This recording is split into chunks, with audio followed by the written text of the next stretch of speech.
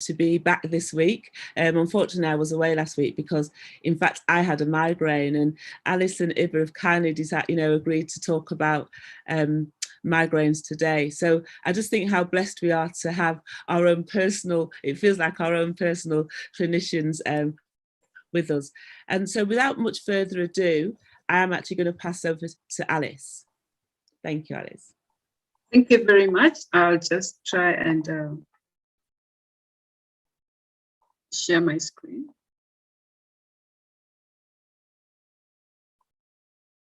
Yes, so it's because you are unwell. And this is, I decided to talk about this. I have met,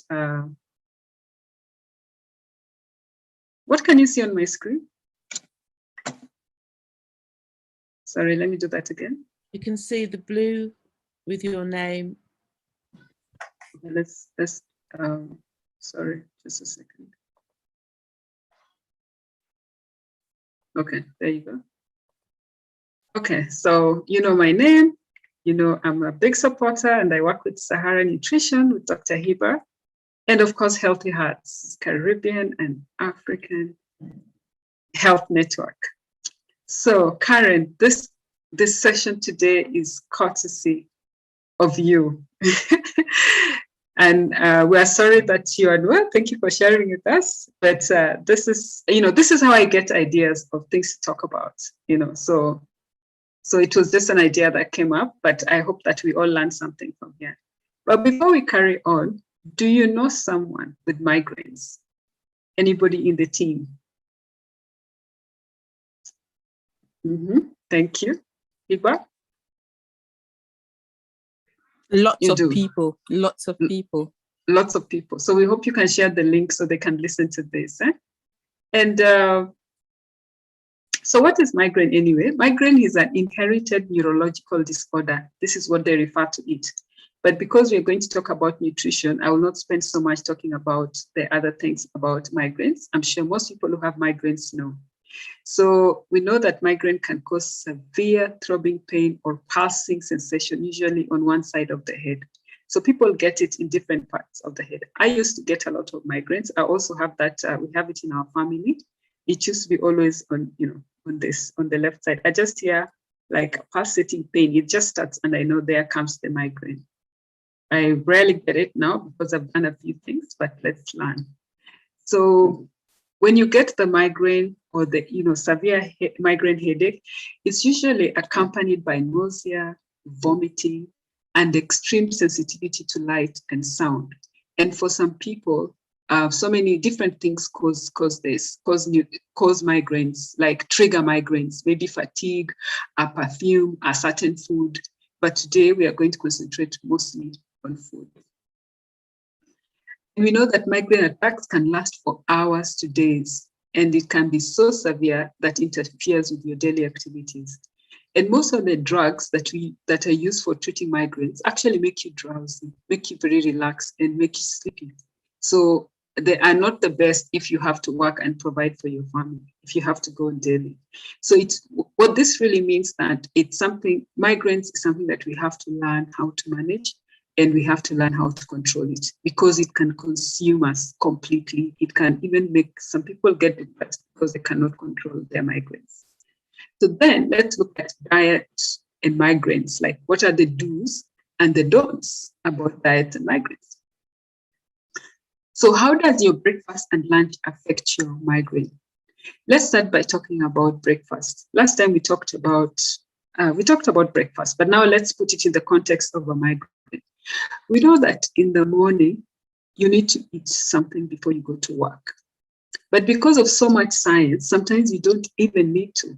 But people, when you wake up in the morning, your brain needs ready glucose for energy. So when you don't eat anything, it means your brain ends up using a stress hormone for energy. So studies have shown that when you use stress hormones for energy, and then so you don't eat breakfast and you take long hours without eating, at the end of the day, you'll get a headache.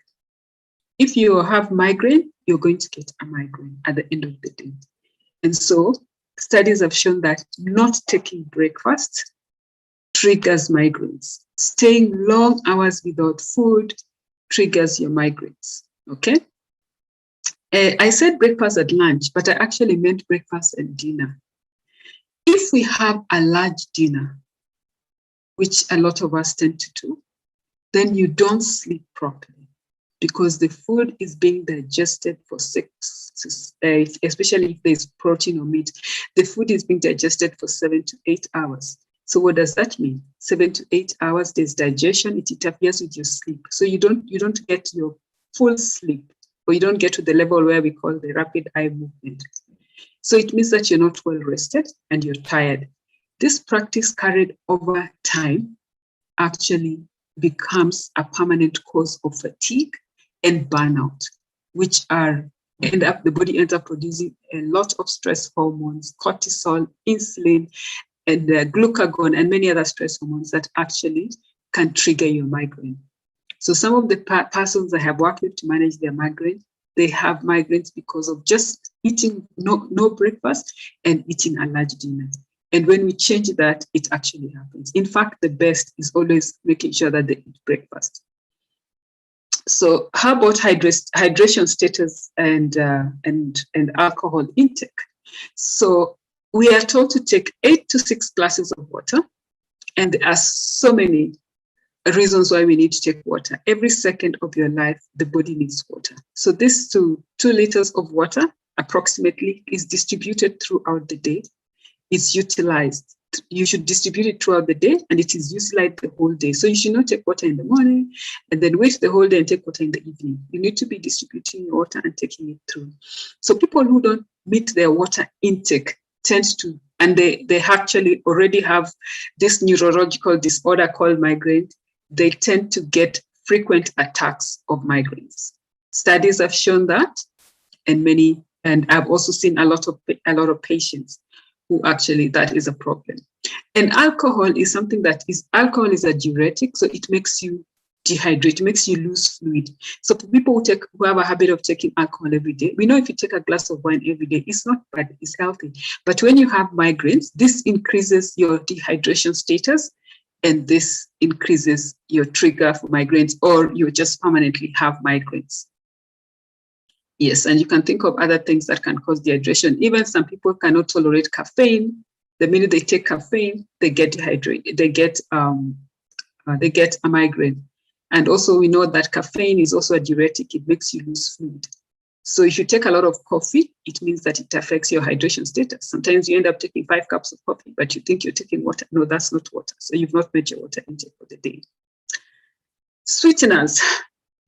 In an effort for us to eat healthy, some people actually take sweeteners, and nothing very, very wrong with sweeteners, but nothing very wrong with sweeteners. But this sweeteners, aspartame, which is sold as NutraSweet in the market, and then phenelzyme. These have been found to actually cause and trigger migraines. And we know this is part of your diet. And then, of course, also monoamine oxidase inhibitors, which are a class of medications used to treat depression. So if you're taking some anxiety medication and you have migraines, or you're taking depression medications, we need to check. You need to check that. And the most interesting that a lot of people actually don't know is a chemical called tyramine. Tyramine is a natural substance formed from the breakdown of proteins as food ages. So it is found in aged, fermented, or spoiled foods. So when you have old food, and which are these old foods? Sometimes a high protein diet, cheeses, aged meats, curried meats, marmite yeast extract, sauerkraut. All these things have got very high levels of tyramine. Then we have soybean products, fermented soybean products, even bean pods, and for people who take alcohol, the beer. All these things, these ones have the highest levels of tyramine. Sometimes we also buy like yogurt, which has fruits inside. That's also old food. Or you just cook fresh vegetables, you cook your fresh meat or fresh chicken, and you keep it in the fridge for days or weeks on end. It will still fall some levels of tyramine. not as high, but it will still form some levels. So it's been found that a lot of people with migraines, when you take old food with this, then it triggers your migraines. So you need to look out and watch out. Am I eating old food? Like, take a stock of what you eat. In fact, keep a diary of what you eat so that you can identify this. And of course, the side effects of thiamine is excessive levels of, very, very bad headaches. You can get palpitations. And we know already migraines is accompanied by nausea and vomiting. And what is also very dangerous, especially when you eat thiamine, which is actually found in processed foods, foods that have been packaged in tins and plastics and any other type of packaging to last long. These are very high in thiamine. And you can actually also get what we call hypertensive crisis, which means you get very, very high blood pressure, which can land you in hospital or you can get a stroke. So we have talked about migraines. What is migraines? We have talked about the things that trigger your migraine. If you skip breakfast, you're likely to get a migraine. If you take too much dinner, if that's a habit that you have, it takes a very long time. Eventually it makes you tired and fatigued because you don't sleep properly. That will cause migraines. Something that I also mentioned is when you stay long hours without food. You stay, like, some people don't take breakfast and then maybe they have their first meal at 3 o'clock. Unless you're under some medical treatment, that is not good. You will get migraines. Then things that cause migraines also is dehydration status, which can be caused by you not meeting your water intake, taking things like alcohol, and also taking a lot of caffeine. We've also seen that some sweeteners actually trigger migraines. And then we've looked at thiamine, old food. So what do you eat? How long do you keep your food in the fridge? Do you eat a lot of the processed meats, the cured meats? So those are not good. So what is the solution? Of course, you have to make those changes. But I have this, it's called freeze. It's called freeze. So the first one is F means free octoxins. What are these toxins that you have to avoid? So if you have migraines, you should eliminate alcohol from your diet, especially if it triggers your migraines. If alcohol is your toxin, remove it. If caffeine is your toxin, remove it. If it is the sweeteners that we talked about is your toxin, remove it. If it is the old food, remove it from your diet. And then let's see what happens. So what are your toxins? Are you taking too much sugar, too much salt? All the other things that includes poor dietary habits are your toxins. So be free of toxins. So that's F stands for free of toxins. And then R stands for rehydration. Most important, please always make sure you take your fluids. And then E, the first E, the second E is eat healthy. Eat healthy. And healthy eating, we've discussed about it. And most importantly, part of eating healthy means eat a variety of foods. Eat as natural as possible. I don't recommend sweeteners for my clients because I never want to increase your bill. You're better off if you take 1 cup of coffee or 2 cups of coffee and you take a teaspoon or 2 teaspoons of sugar, there is nothing wrong with that. It's okay. The only problem is when you take 4 teaspoons of sugar, 5 cups of tea a day, or 5 cups of coffee. Take 1, 2 teaspoons, 2 cups of coffee, nothing wrong with that. So taking a little sugar in your diet is fine, but remove the sweeteners. And then sometimes also when you have stress, it can also trigger migraines. So you should manage your stress. And the best way of managing stress is exercise, exercise, exercise. If you can't make time for exercise, be ready to make time for illness. That is one of the very famous sayings I like to use by Earl of Derby, right there in the UK. So last but not least, what is our parting shot for today? Taking drugs without eating properly is like washing your hands and drying them in the dirt. So if you have migraines and you find that you're frequently having to take medications to manage your migraine, in the long run, this medication is also going to be toxic. Yes, I completely agree and understand that when you get a migraine, remember, we have migraines in the family.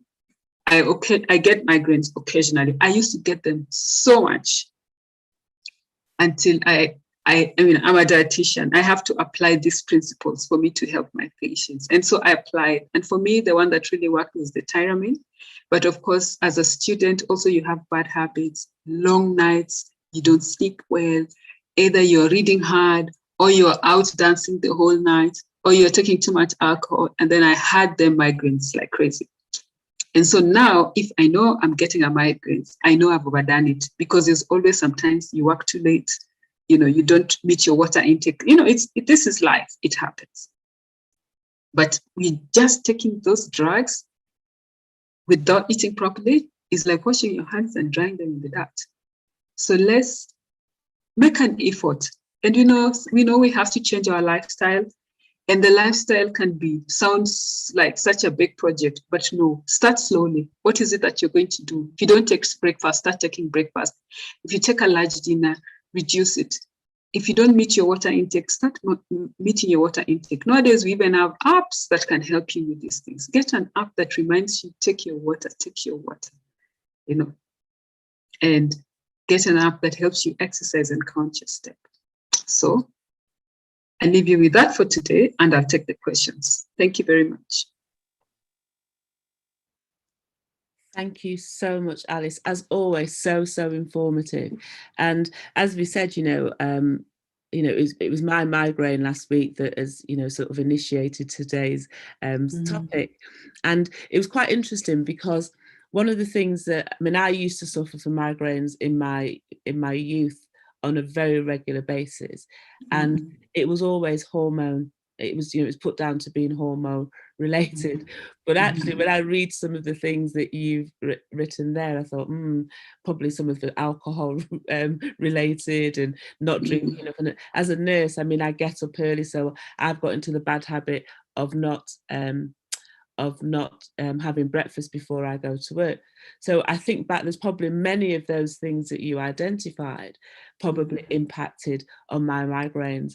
And I think last week caught me by surprise because I was feeling all right and all of a sudden I had a headache. But I think I said I've started some new medication. It could have been that, but it could also have been I was really dehydrated. The weather, I'd probably not put my limit, but I just couldn't lift my head up. But yeah, so thank you again for reminding us, I think, as you said, to ensure that we keep hydrated.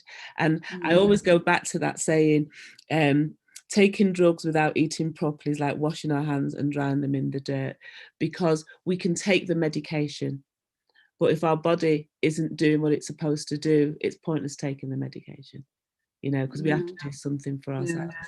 And you know what, Karen, I feel you. I used to get migraines. I still do occasionally. I do, and I know when it's coming. And then I look back, what is it that I didn't do? I'm one of those people, I don't skip meals, I eat all my meals. And I used to keep records for myself, all my dietary intake, Monday to Monday, exercise, water intake. And then I was able to really learn about it and identify what triggers my migraine, the seasons that I get migraine, what it is that I'm doing. And then I've had to change my lifestyle. So I can tell you that I can get a bad migraine once in 3 months. But remember, it's an inherited neurological disorder. So when you come from a family that has that, some people will have it, some people will not have it. Just like in a family with asthma, some have it, some don't have it. But it can be controlled. And I can tell you, it can be controlled and it can be managed. It can be managed, yeah. And it's interesting that you should say it's inherited. I've got 3 siblings and 2 siblings have migraines. And, one of my nephews, he also has migraines. So like you said, it's already, unfortunately, the inheritance continues. But it's not all about me. And there's a question in the box from Samantha. And she said, can you advise about migraine with aura? She's had TIAs in the past and is told that these could have been migraine with aura instead, she was told. She has no headache or any other symptoms most of the time, but does have visual loss. Mm-hmm. Vision loss. So, okay, first of all, what is aura and what is TIS? You know, people have a lot of abbreviations. I don't want to assume. So a TI is a trans-ischemic attack. So that's what's like they call it a mini stroke. And the aura is where, I mean, I get an aura where I get a visual disturbance. So literally I can't see, and it's not, so I normally get that before I get the headache. It's Samantha, if you want to unmute your mic, you're welcome to speak. Or if I'm doing all right, please say I'm explaining it well. Yeah, you explained it better than I could have explained it. Yeah. Oh, bless you, Samantha. So the visual disturbance is kind of before the headache comes. It's normally it's the kind of letting you know that the migraine is on the way. Yeah. So some people have different wordings, or some people get, the migraines are different. Some people get severe headaches, nausea, vomiting. Some people get headaches, like really frontal, very, very bad headaches. And like you said, you get, I've had some people who get, they see partially. I just, it's called aura. I say vision loss, they see partially, and they know that it's almost like one eye has gone semi-blind. And then they find that it's actually migraine. But it's just presents differently for different people. I get headaches, but I don't get vomiting and nausea now. I used to get that before. So I just get mostly headaches. So it's it's just naturally how your body wants you. So it's nothing to do with your diet and everything. So managing is the way, because you have a migraine, you manage it the same way, but the way you get it, your symptoms are different. Yes. So unless I do some research, I don't have any special advice for when you have a migraine with the vision loss. Yeah, but I know it's more of a warning before your headache comes. Yeah. Thanks very much. Somebody said that, so Lorena said, thank you very much for that, Alice. Samantha, do you want, before I go on to the next question, is there anything else you want to ask on that question, Samantha? No, that's absolutely fine. I just wanted to say thank you for that, and just, I suppose you've given me a bit of insight to say that you're saying it's the same, it's just how the symptoms present for each individual person. Yes. And that you would manage it the same way by doing the things that you've mentioned, which is what I was interested in, really. I personally I only get the vision loss. I don't have any headache afterwards or beforehand. I don't have any nausea or vomiting or anything like that. It is just the vision loss. So it's interesting that you say to do some of the things, and I will try some of the things that you've mentioned. I've made some notes, and I'm going to try these actions that you've mentioned. Okay, may I also ask Samantha, I don't know if it's right, do you have blood pressure? You can choose to say. When the first time it happened was in December, twice, and then more recently last week once, and another time the week before that once. And back in December, yeah, I think I did. My blood pressure was a little bit higher than it should be for my age, they tell me. But more recently, it's been a lot more stable. So it's not been consistently high recently. So no, not at the minute. But there has been times when it has been when I have had high blood pressure. Okay. Why I've asked that is I just remembered a friend of mine also had very severe migraines, but then she used to have her migraines come with actually vision loss. She's partially blind for some time until she takes a medication. But what was common about her,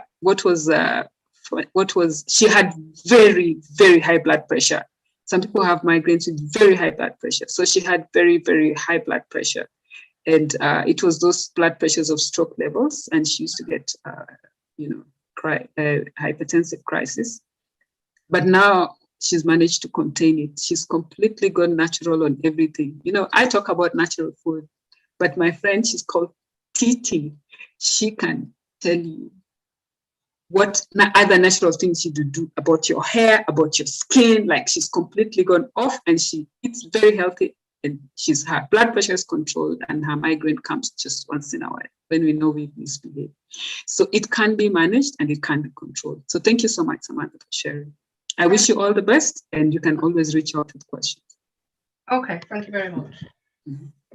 Yeah. Thank you again, Alice, for sharing that with us, and for I think it's that kind of commitment, really, to make a change. And I love the other saying that you said, if you can't make time for exercise, and make time for illness. And I think this is the same here, is that, you know, we have to take the time to look after ourselves and do the things that are right.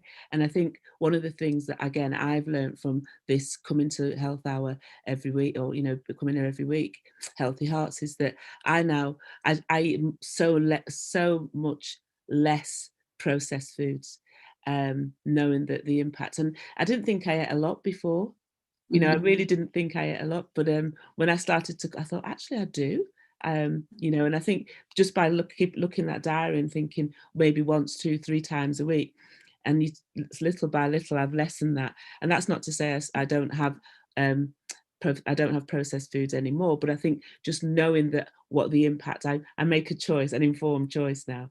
And this is what we're encouraging people to do. Yeah. I have another. I saw another comment. Oh, sorry. Go ahead.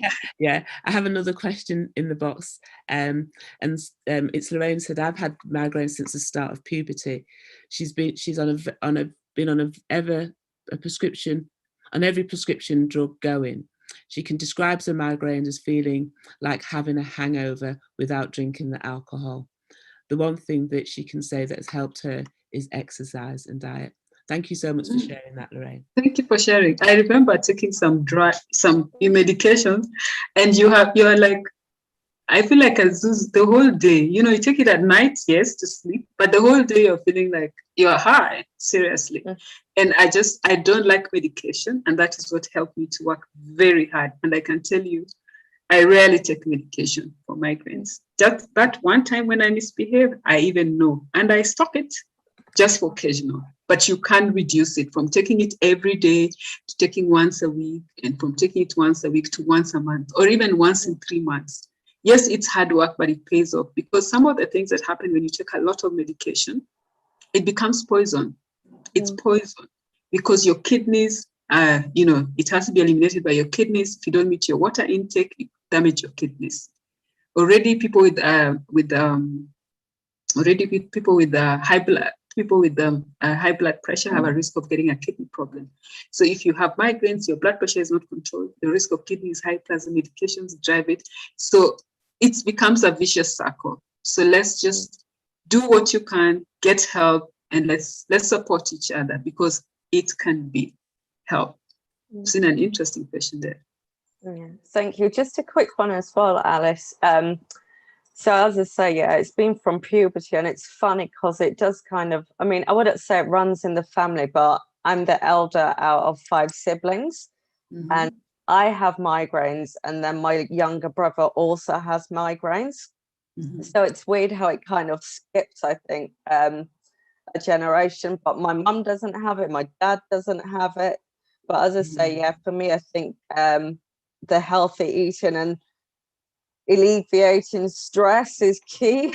But sometimes with everything going on, it's kind of hard to, get away from the stresses. But as I say, for me, the drugs I took from the age of probably about 10, I was on all kinds of medication because they were that bad.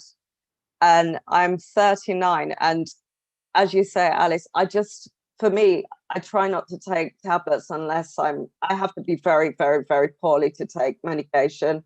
But first it was, as I say, from the age of 10, I was taking pills, and right up until probably about 18. And then I said, no, this is not good, because it was making me anxious. I was getting really bad depression. And then I was put on antidepressant tablets for the migraine. So it's just a vicious cycle for me, to be honest. But yeah, definitely say diet is key for me personally. Yeah, thank you very much. At least we have a success story right here with us. Yeah. So go people, diet and exercise. Definitely. If you have happy hormones that reduce those migraine toxins, go run, go dancing. Have you ever seen anybody who dances with a frown? Dancing is one of the best exercises. So, yep. the next question actually leads very nicely onto what how Lorraine was ending hers, about sort of, you know, the sort of trying to reduce stress. The next question is, can migraines be linked to mental health? Yeah, because why it can be it can be linked to mental health. Yes, it can be. So what's mental health? It's you know, a disturbed emotional state, you know, let's see. And how migraine does that is, let me tell you, those headaches are not good. They are bad. They are bad. Sometimes you wish that a car can run over you, you die when you're in the middle of those very bad ones. And imagine if you constantly are having these migraines. It will disturb you emotionally, and you can be depressed because you're constantly taking medications that interfere with your normal daily function, medications that make you just drowsy, medications that, you know, make you even lose the taste for food because you're taking them all the time. Yes, it is linked. So if you're managing somebody with a mental health problem, you have to, what's the underlying cause? You always go back and assess what's the underlying problem. And you find that if they have migraines, you have to solve them. The migraine management, dietary, then you can be able to successfully deal with the mental problem. Yeah, it is linked and it can be managed also. Thank you. I think it's really important, the point that you're saying, that how awful it makes you feel. Because that in itself, I think, unfortunately, Lorraine said, you know, she was put on antidepressants to cure the migraine. It's well known. I think it's amitriptyline is the one that was given, that used to be given, and they give a very small dose. But it's still an antidepressant, but can be used for pain relief. But the impact, as you were saying, Alice, for those medication makes you sometimes feel worse than the illness itself. You know, so it's like a vicious circle. And actually sort of trying to, you know, rather than always give the pill, as we say, you know, sometimes if we can just adjust our diets, that might just be the quicker fix for it. I'm not saying it's a quick fix, but it might be a more long-term and more effective way of dealing with those migraines. Because it can also really impact your quality of life. And it can also reduce your life expectancy by 10 to 15 years, it's been said, if you don't manage it well. Yeah. So I think, yeah. And I like what Lorraine is saying. She's been there and beyond. It's awful. So yes, but it can be managed, right, Lorraine? And I think go on. Yeah. Yeah, it can be. I was going to say that when you've been to that awful place, you want to stay in the good place. Yeah. Okay. Yeah. Okay, does that answer your question? Did anything else that you'd like to ask on that? It's okay if you don't want to. That's fine. Lorraine, did you have any question, or is there any comments? No, I think that's good. Thank you very much. Okay, I wish all of you the best. Please remember, taking drugs without eating properly is like washing your hands and drying them in the dirt. That's wonderful. Thank you so much, Alice, for joining us. Again, I mean, I say joining us, you are obviously part of our healthy heart team. And I mean, Director's not here again this evening due to circumstances beyond her control. As many of you know, we have been completing a review of Healthy Hearts over the last few weeks, and we've now got the results in. So hopefully next week we'll be able to feedback a little bit more about that, and hopefully we will have with us some exercise in the coming weeks. We still want to hear from you. So if there's anything that you want to add or say about about Healthy Hearts, we really do want to hear from you. So thank you very much for joining us. We're going to end sort of Healthy Hearts as such now, but I just want to, Elizabeth is kindly putting lots of information in the chat box about the things that CAHN are involved in over the next few weeks. So I'm going to try and do some of them from memory. On Saturday, we've got We've got the health hour, which is this week focusing on mental health. I please encourage you to come along and learn some more about the things that impact us, and the ways in which we can look after our own mental health. On the 26th of June, I nearly said July then, on the 26th of June is Windrush Day. It's going to be a great event. We've got lots of great things in store for you. So please register. The link is in the box. And yeah, we look forward to seeing you again next week. And take care. God bless. Thank you very much. Bye-bye. Thanks, everybody.